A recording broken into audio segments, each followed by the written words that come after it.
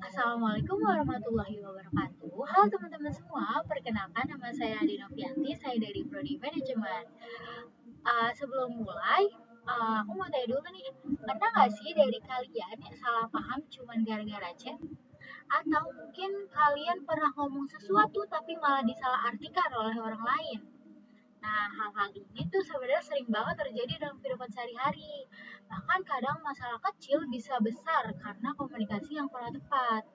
Jadi pada kesempatan kali ini saya akan membahas tentang kesalahan komunikasi dalam kehidupan sehari-hari dan bagaimana cara mengatasinya.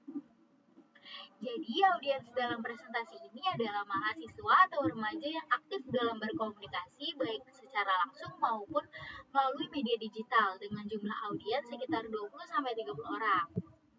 Nah, tujuan presentasi ini adalah untuk membantu kita memahami bagaimana komunikasi yang efektif dalam kehidupan sehari-hari.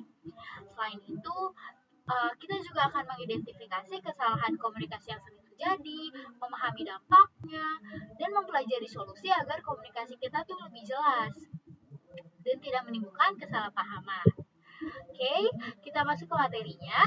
Kesalahan komunikasi yang pertama adalah komunikasi yang tidak jelas. Jadi hal ini tuh bisa terjadi ketika pesan yang disampaikan tuh terlalu umum, tidak terlalu singkat dan tidak spesifik, sehingga membuat lawan bicara kita itu bingung. Nah, contohnya ketika seseorang mengatakan nanti kerjain ya. Nah, tapi itu tidak dijelaskan apa yang harus dikerjakan, kapan harus dikumpulkan, dan bagaimana cara mengerjakannya. Nah, akibatnya tuh orang yang menerima pesan bisa memiliki pemahaman yang berbeda. Jadi kesalahan seperti ini tuh sering banget dianggap sepele, padahal bisa menyebabkan tugas tuh jadi salah, pekerjaan terlambat, atau bahkan memicu konflik. Nah, jadi solusinya kita tuh bisa menyampaikan pesan secara lebih spesifik dan lebih jelas. Nah, artinya tuh kita harus menjelaskan apa yang harus dilakukan, kapan waktunya, dan bagaimana caranya. Jadi contohnya nih, kita bisa memberi info atau menyampaikan pesan seperti tolong kerjakan PPT bagian 2 dan kumpulkan besok jam 10 pagi. Nah, kalimat tersebut kan jauh lebih jelas dibandingkan hanya mengatakan nanti kerjain ya gitu. Jadi dengan komunikasi yang jelas, informasi itu lebih mudah dipahami dan bisa mengurangi resiko kesalahpahaman.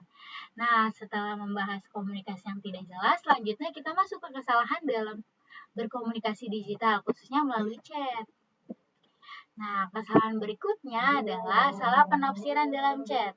Nah, berbeda dengan komunikasi langsung, chat itu tidak memiliki intonasi, suara, dan ekspresi wajah. Nah, karena itu nih, pesan tuh sering banget disalahartikan. Jadi, contoh katanya nih, terserah. Nah, jadi cewek-cewek biasanya nih yang suka ngomong terserah, kamu makan apa? Terserah. Nah, jadi bagi pengirim mungkin maksudnya itu biasa aja, tapi bagi penerima bisa terdengar seperti marah atau kesal.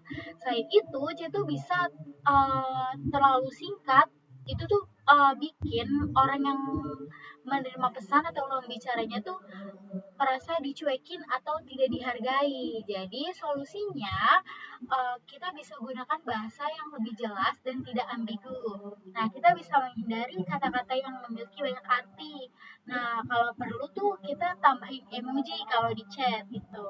Kan emoji tuh kalau di chat kita bisa mengekspresikan diri kita ya melalui emoji, tetapi tidak perlu berlebihan juga. Nah, jadi misalnya nih, oke, kita lanjutkan dari yang tadi. Nanti kerjain ya PPT bagian 2 dan dikumpulkan besok jam 10 pagi. Nah, daripada cuma menjawab ya, YA, kita bisa balas dengan oke, nanti aku kerjain ya, terus di belakangnya tambah emoticon smile. Nah, hal itu tuh kan bisa terlihat lebih ramah gitu. Jadi dengan begitu komunikasi melalui chat tuh jadi lebih hangat dan tidak menimbulkan kesalahpahaman. Nah, selanjutnya kita masuk ke kesalahan dalam komunikasi langsung. Nah, kesalahan yang ketiga maksud saya adalah tidak mendengarkan lawan bicara. Nah, hal ini tuh sering banget terjadi tanpa kita sadari. Misalnya nih, ketika teman kita bicara tapi kita malah sibuk main HP, terus motong pembicaraannya atau hanya fokus sama uh, jawaban yang ingin kita sampaikan. Nah, akibatnya lawan bicara kita atau teman kita tuh merasa nggak dihargain dan komunikasi tuh jadi nggak efektif. Padahal komunikasi yang baik itu bukan cuma tentang bicara, tetapi juga tentang mendengarkan teman-teman. Jadi solusinya kita perlu menerapkan active listening atau mendengarkan secara aktif. Nah, maksud di sini kita tuh harus fokus sama lawan bicaranya. Kita bisa gunakan dengan melalui kontak mata, terus nggak memotong pembicaraannya, terus memberikan respon yang seperti mengangguk atau menanggapi ceritanya dengan baik. Nah, dengan begitu lawan bicara tuh merasa dihargai dan hubungan komunikasi tuh bisa jadi lebih positif teman-teman. Nah, selanjutnya kita masuk ke kesalahan terakhir nih, berkomunikasi saat emosi. Siapa di sini yang suka ngomong sambil marah-marah? Aku juga suka ngomong sambil marah-marah. Nah, sebenarnya itu nggak baik ya teman-teman.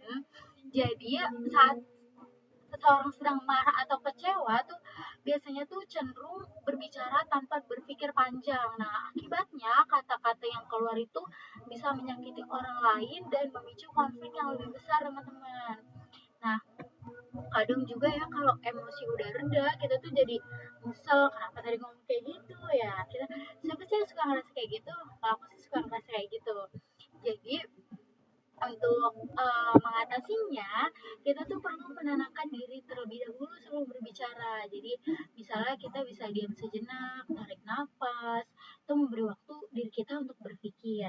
Nah, jadi setelah emosi itu lebih stabil, barulah kita sampaikan pesan, pendapat gitu dengan bahasa kita yang lebih sopan dan perasaan yang lebih tenang. Jadi sebenarnya tuh cara menyampaikan sesuatu, cara kita maksudnya cara kita menyampaikan sesuatu tuh seringkali lebih penting daripada isi pesannya itu sendiri.